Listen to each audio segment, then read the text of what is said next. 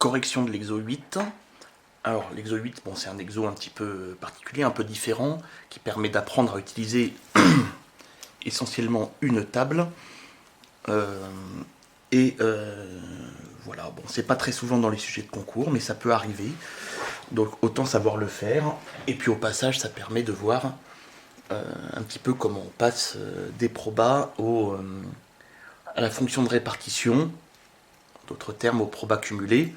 Parce que si vous regardez la table qu'on donne, c'est la table de la loi de Poisson de paramètre 5, et ben j'ai la deuxième ligne, c'est les probas, et la troisième, c'est les probas cumulés, f petit n, c'est-à-dire la fonction de répartition au point intéressant. Voilà. Alors, c'est parti, exo 8. Donc, le 1, déterminer la valeur de A. Alors, je vous propose, je ne vais pas le faire en détail parce que c'est très exactement l'exométhode du cours, sauf qu'au lieu d'avoir 1 demi puissance n, j'ai 5 puissance n, et on a petit a égale exponentielle moins 5. Voilà. Donc avec la CNS pour être la loi d'une var. 2, reconnaître la loi de n. Donc on a n d'oméga égale grand N et p de grand N égale petit n égale exponentielle moins 5, 5 puissance n sur n factoriel. On reconnaît que n suit la loi de Poisson de paramètre 5. Donc, espérance de z, enfin donc z admin espérance et espérance de z égale 5. Ok, voilà donc l'intérêt, encore une fois, des lois usuelles. Si on n'avait pas reconnu la loi de Poisson, il aurait fallu faire le calcul qu'on vous a demandé de faire dans l'exo 3, et le calcul qu'on a fait dans l'exo 3, eh ben, on se rappelle que c'était un peu compliqué. Là, on le donne directement.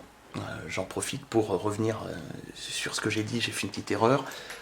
Ici, dans la question 1, c'est pas très exactement l'exométhode, je me suis bourré, c'est très exactement l'exo 3. C'est ça que je voulais dire. Allez, c'est parti. Le 3.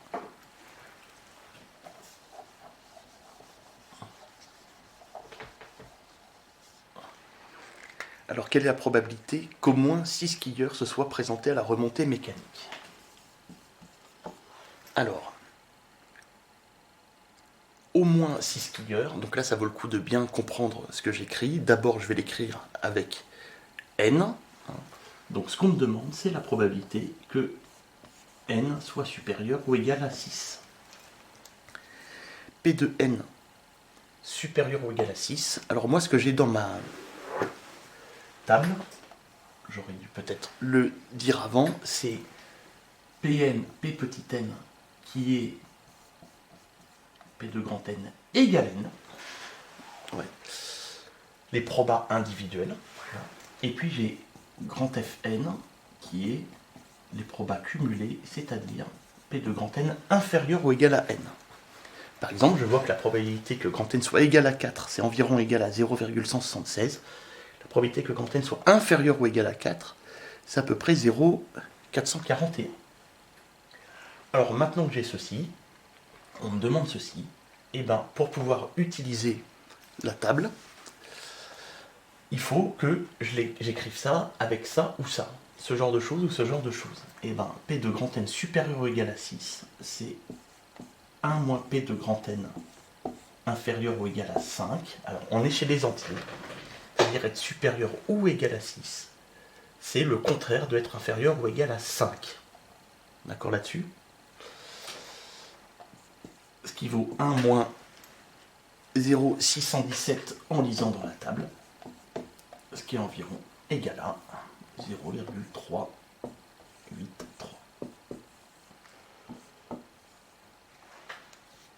Ok. Et d'une. Alors, je vais garder cette valeur quelque part, je crois que j'en aurai besoin après. Petit b.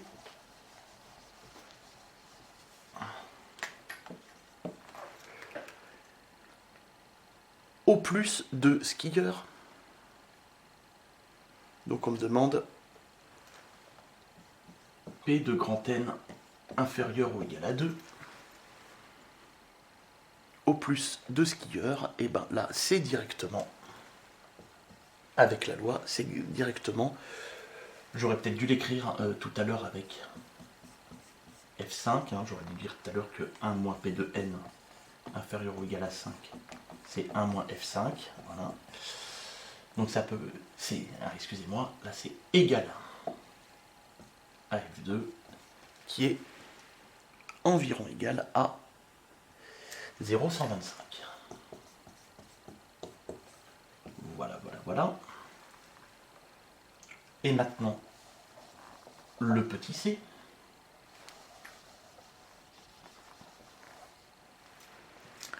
Donc, sachant qu'au moins 6 skieurs se sont présentés à la remontée mécanique et la probabilité qu'il y en ait au plus 9, donc ce qu'on me demande, c'est P de N inférieur ou égal à 9, sachant que N est supérieur ou égal à 6.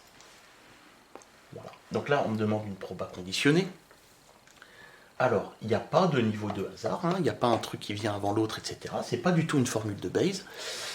Donc il faut utiliser la formule que P de A sachant B, c'est P de A inter B sur P de B. Donc, c'est P de, décidément,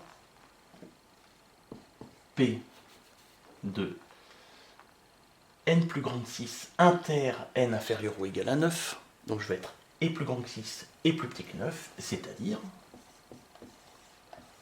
entre 6 et 9, divisé par P de N supérieur ou égal à 6. Ok.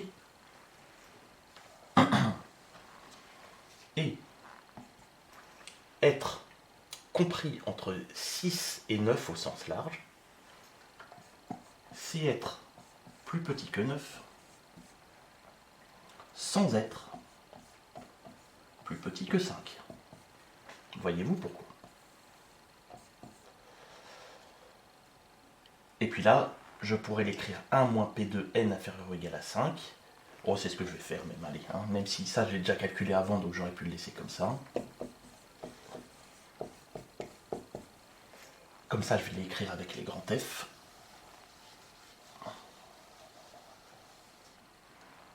Ça me fait grand F de 9 moins grand F de 5 sur 1 moins grand F de 5.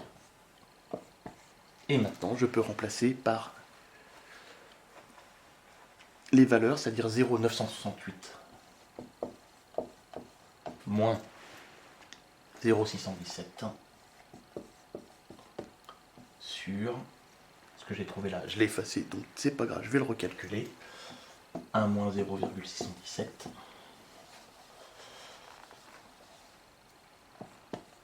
C'est-à-dire 0,351 sur 0,383. Est-ce que je peux aller plus loin? Pas du tout. Pour calculer ça, une valeur approchée de ça, il me faudrait une calculatrice que je n'ai pas, donc je m'arrête là. Voilà.